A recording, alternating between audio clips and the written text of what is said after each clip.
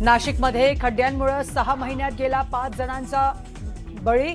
मृतांच्या कुटुंबियांच्या न्यायासाठी पालिकेच्या दारात आक्रोश। नाशिकमधल्या खड्ड्यावरून शिवसेना उबाठा आणि शिवसेना शिंदे पक्षाचे पदाधिकारी भिडले। दोघांकडूनही एकमेकांवर आरोप प्रत्यारोप।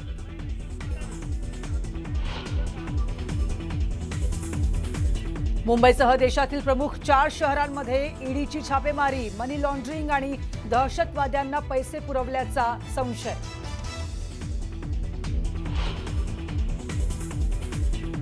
शिवसेना पक्ष आणि चिन्हासंदर्भातील सुनावणी पुन्हा पुढे ढकलली। 4 ऑगस्टला होणार पुढील सुनावणी।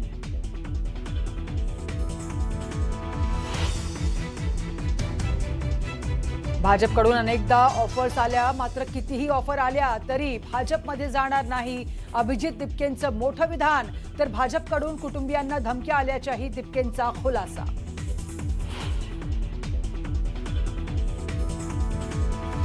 हॉकी वर्ल्ड कपसाठी भारतीय संघाची जर्सी झाली भगवी। माजी खेळाडूंसह विरोधकांचीही सरकारवर जोरदार टीका। मराठी न बोलणाऱ्या रिक्षा टॅक्सी चालकांसाठी 15 दिवस शिल्लक। 17 ऑगस्ट नंतर प्रवाशांसोबत मराठीत संवाद न साधणाऱ्यांवर होणार कारवाई। परिवहन मंत्री प्रताप सरनाईकांचा इशारा।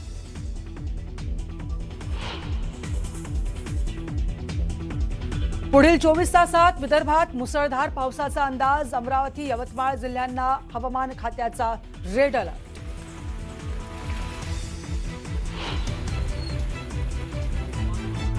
गडचिरोलीच्या सिरोंचा तालुक्यातील 200 गावांचा वीज पुरवठा खंडित। गावकऱ्यांची आजची रात्र देखील अंधारातच जाण्याची शक्यता।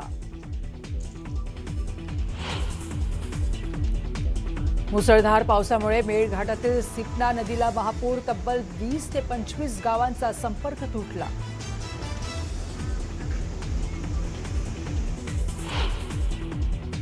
बातमी मुंबईतून। मुंबई महापालिकेने नवीन वाहन खरेदी प्रकरणाचा आता मुद्दा हा समोर आलेला आणि नवीन वाहन खरेदीच्या प्रस्तावाचा अतिरिक्त भार पडणार नसल्याचा दावा प्रशासकीय अधिकाऱ्यांकडून करण्यात आलाय। त्याचबरोबर सध्या वापरात असलेली वाहनं विभागीय आणि इतर अधिकाऱ्यांच्या वापरासाठी देण्यात येत आहेत। त्यामुळे जुन्या वाहनांचा पुनर्वापर होईल आणि नवीन वाहनांची गरज भागवता येईल असा दावा प्रशासनाकडून केला जातोय। प्रशासनाने आयुक्तांकडे पाठवलेल्या प्रस्तावात सभागृह नेते, विरोधी पक्षनेते तसंच विविध समित्यांच्या अध्यक्षांसाठी नव्या वाहनांची तरतूद करण्यात आल्याची माहिती आहे।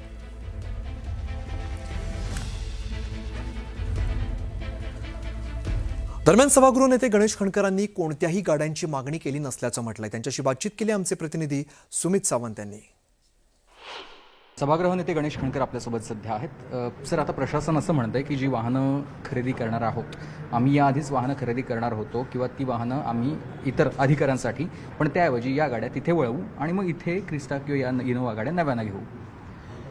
बघा, मी अतिशय नम्रपणे सांगतो, काल अख्खा दिवस ज्या काही बातम्या चालवल्या गेल्या, असं की आम्ही आयुष्यभर कधी गाड्यांचे शौकीन नव्हतो। संघटनेत काम करताना आयुष्यभर मी ट्रेनने फिरलो आहे, बाईकवर फिरलो आहे। आम्ही कधीही कुणीही लेखी स्वरूपात माझ्याकडं एक जरी पत्र तुमच्याकडे असेल तर ते दाखवा की आम्ही प्रशासनाला सांगितलं आम्हाला नवीन गाड्या खरेदी करून द्या। आम्ही कोणीही मागणी केली नव्हती। सर्वात अगोदर जर मागणी कोणी केली असेल तर ती किशोरीताई पेडणेकरांनी आमच्या गटनेत्यांच्या बैठकीत सांगितलं होतं। मी सभागृह नेता म्हणून सगळ्यांच्या वतीने बोलण्याची माझी जबाबदारी आहे। मी ती बोललो आणि काल मीडियाला सुद्धा मी फेस केलं, मी पळालो नाही। दुसरी गोष्ट, आम्ही कुणीही प्रशासनाला सांगितलं नव्हतं की गाड्या द्या। जी माझी माहिती आहे की प्रशासनाला अजूनही 16 गाड्यांची आवश्यकता आहे।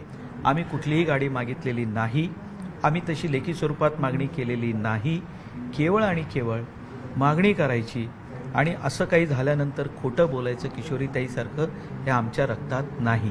यापुढं किशोरीताईंनी काहीही मागणी केली तर मी स्पष्टपणे सांगेन की ॲफिडेव्हिटवर लिहून द्या, अन्यथा तुमच्या शब्दावर आमचा विश्वास नाही। दुर्दैवानं गाड्या विकत घेणार या वेट लीजवरती कॉन्ट्रॅक्ट पद्धतीनं महापालिका गाड्या घेत असतं, खरेदी केली जात नाही। आणि हे प्रस्ताव प्रशासन आणत असतं, यात आमचा सहभाग नसतो, हे मी स्पष्ट करू इच्छितो. पण आत्ता असा जर प्रस्ताव आला की आयुक्तांनी पाठवला तर मग आपण काय भूमिका संगनमतानं असेल आपली? बघा, असं आहे की मुळात याची मागणी आम्ही केलेली नव्हती. काल ज्या पद्धतीनं या विषयावरती ज्यांना याची पूर्ण माहिती नाही त्यांनी सुद्धा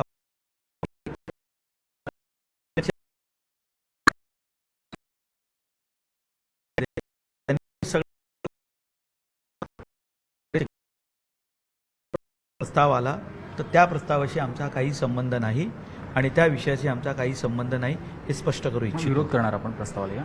बघा, असं आहे, ते ज्या गाड्या घेत आहेत ते त्यांच्या प्रशासनाचा भाग आहे. आम्हाला या गाड्या मिळाव्यात असा आमचा कधी आग्रह नव्हता ना आम्ही लिखित स्वरूपात पत्र दिलं होतं. धन्यवाद सर आमच्याशी बोलल्याबद्दल. Video journalist Sudhir Jadhav sir, Sumit Sawant, news 18 Marathi, Mumbai.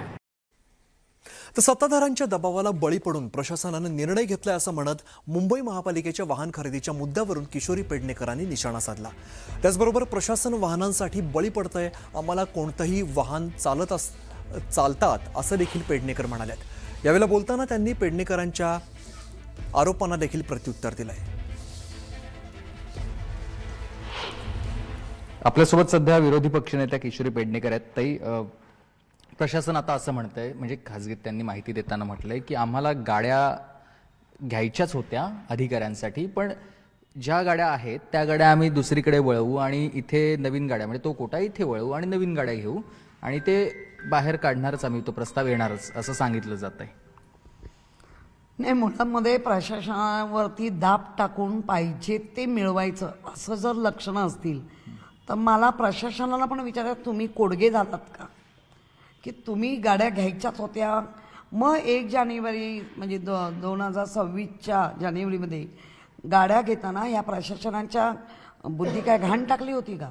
मुळात स्कॉर्पिओ आणि इनोव्हा ह्याच्यातला प्रवास हा असा कसा कोण ठरवू शकतो? आजही स्कॉर्पिओ गाड्यांच्या बऱ्याच हे दिसतंय. इनोव्हामधली पण लोक तक्रार करतात की रस्त्यात खड्डे असल्यामुळे आम्हाला गाडी बऱ्याच वेळेला, उलट स्कॉर्पिओचा रस्ता सोडत नाही. मी 10 वर्ष स्कॉर्पिओ वापरली आहे, त्यामुळे मला नाही हे बालिशपणा वाटतोय. या जे आमचं जे प्रशासन आहे हे दबावाला बळी पडत आहेत. आणि खणकरांनी आत्ता आरोप केलाय, ते म्हणतात की ही मागणी आमची नव्हतीच, आम्ही मागणीच केली नाही, किशोरी पेडणेकरांनी ही मागणी केली. आता असं तुमच्या माध्यमातून मी सांगते, खणकरांचं माझ्यावर खूप असं चांगला आदर आहे, चांगलं म्हणजे एक बहीण भावाचं प्रेम असावं तसं प्रेम आहे. तर त्यांना म्हणावं, माझा जर एवढ्या भावनेचे आदर करता तर मर्सिडीज काढा ना माझ्यासाठी. मग खूप आदर आहे ना, तर मग द्या ना, सांगा, काही बोलायचं. मी मुळात सांगितलं, मला कधीच गाडी, मी महापौर असताना माझ्या गाडीला 4 वेळा धक्का मारावा लागला होता. व्हिडिओ जर्नलिस्ट सुधीर जाधव यांच्यासह सुमित सावंत, न्यूज 18 मराठी, मुंबई.